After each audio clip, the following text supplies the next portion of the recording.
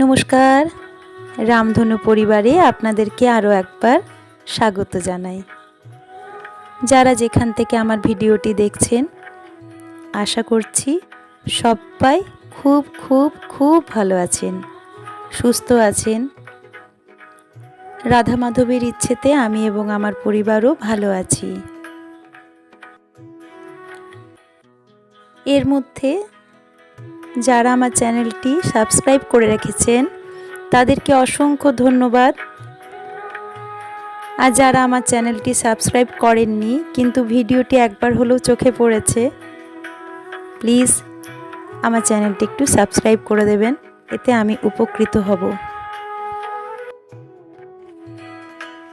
এখন তো পশ্চিমবাংলার মধ্যে সব জায়গাতেই কম বেশি করে একটু বৃষ্টি হচ্ছে। পশ্চিমবাংলার বাইরেও ভালোই বৃষ্টি হচ্ছে দেখা যাচ্ছে আর কি, যতটুকু আমরা নিউজে পাচ্ছি। তো আমাদের বাঁকুড়ার অবস্থা তো দেখছি খুবই খারাপ, কারণ চোখে যতটুকু পড়ছে আমরা ততটুকু দেখতে পাচ্ছি, যেগুলো চোখে পড়ছে না সেগুলো তার খবরে শুনছি খালি। আমাদের পাশেই একটা বস্তি বাড়ি আছে, মানে পুরো অঞ্চলটাই ওটা আর কি, পাড়াটাই বস্তি, আমাদের পাড়ার পাশের পাড়া আর কি। সেখানে মানুষজনদের দুরবস্থা দেখলে চোখে জল না এসে থাকে না। মাটির বাড়ি, কাঁচা বাড়ি, কী অবস্থায় দিন আনে দিন খায়, মানুষগুলো কাজেও যেতে পারছে না, তার উপরে বাসস্থান নিয়ে সংকট।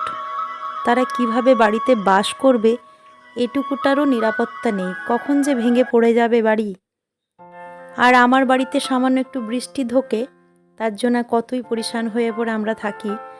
হ্যাঁ, তবে আমাদের বাড়িতেও যে বৃষ্টিটা ঢোকে এক হাঁটু করে জল, হ্যাঁ, তো জিনিসপত্র বারবার করে সব খাটে চাপিয়ে রাখছি, একবার ওয়ার্ড্রপে চাপিয়ে রাখছি, এইভাবে আমাদেরও জীবনটা খুব একটা ভালো কাটছে এই সময় তা নয়, কিন্তু এই ব্যবস্থাটা আমরা কোনোভাবেই করে উঠতে পারছি না, কারণ আমাদের রাস্তাটা খুবই সংকীর্ণ।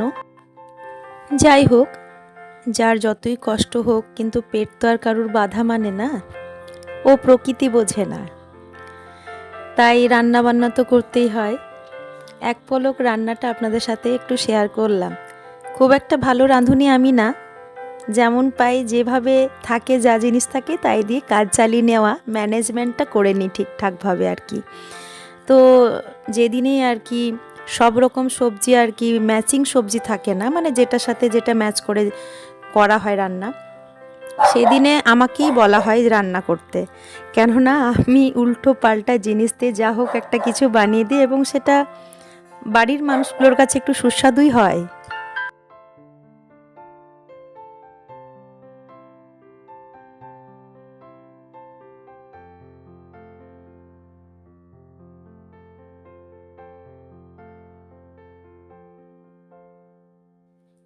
বুঝতে নিশ্চয়ই পারলেন যে এতক্ষণ একটা আওয়াজ পেলেন নিশ্চয়ই, আমার ছোট পুত্রের এটি আওয়াজ, জোরো। তো জোরোর সব থেকে একটা ব্যাপার হলো কি, কলিং বেলও আমাদের মেন ডোর একদম বাগানের ওই পাশের গেট কেউ খুললো, ওর দাদাভাই এলো, তো সেই কারণের জন্য ও চিৎকার এখান থেকে আরম্ভ হলো। আমি এতদিন একটা সাইলেন্ট ভিডিওই বেশি দিচ্ছিলাম, কেননা আমার এই ভয়েস দিতে গিয়ে অনেক ডিস্টার্ব হয়, কিন্তু আপনাদের সাথে কথা বলতেও মন তো চায়। আর আপনাদের যখন সুন্দর সুন্দর কমেন্টস দেখব তখন আরও ভালো লাগবে। আমার ভিডিওর ভালো মন্দ দিকটা দুটোই জানাবেন কিন্তু কমেন্টসে, তাহলে হয়তো নিজেকে শুধরে নিতে পারবো, আরও ভালো ভিডিও আপনাদের সামনে উপস্থাপন করতে পারবো। কি যে রান্না করছি ছাতার মাথা, কিছু বুঝতে পারছেন? বেগুন দিয়ে, আলু দিইনি সেদিনে, বেগুন দিয়েছিলাম, আর ওই ঝিঙে ছিল আর কাঁচকলা ছিল, ওই নিয়ে মুসুর ডালের বড়া তার আগের দিনে বিকেলে খাবার জন্য করা হয়েছিল, তো বেশ কিছু বেঁচে গেছিলো, তো ওই দিয়ে একটা ঝোল টাইপের বানিয়ে দিলাম।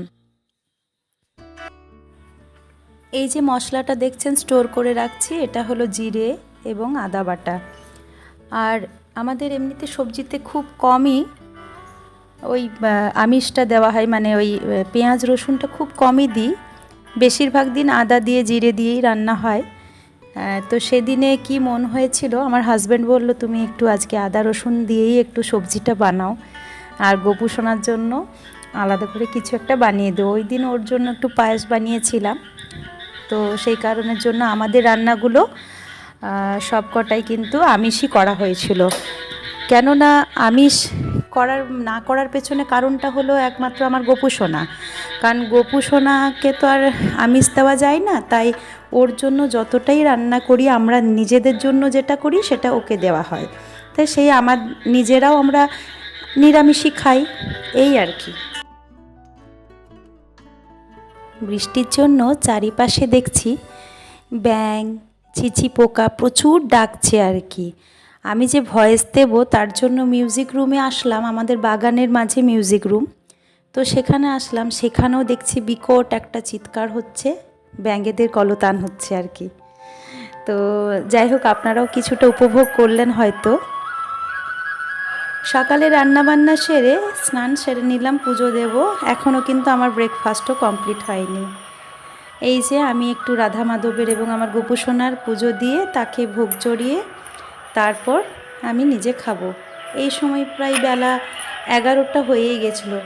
যদিও সকালে ঘুম থেকে উঠেই একবার পুজো দেওয়া হয়, কিন্তু আমি স্নান করে আরেকবার আর কি পুজোটা ভালোভাবে দিতে পারি। ওই সকালবেলাটা খুব একটা টাইম পাওয়া যায় না, সকালের কাজটা একটু বেশিই থাকে, তার জন্য সকালে কোনো মতে গোপুকে একটু খাবার দিয়ে আর ওই গাছের ফুলগুলো একটু তুলে নিই।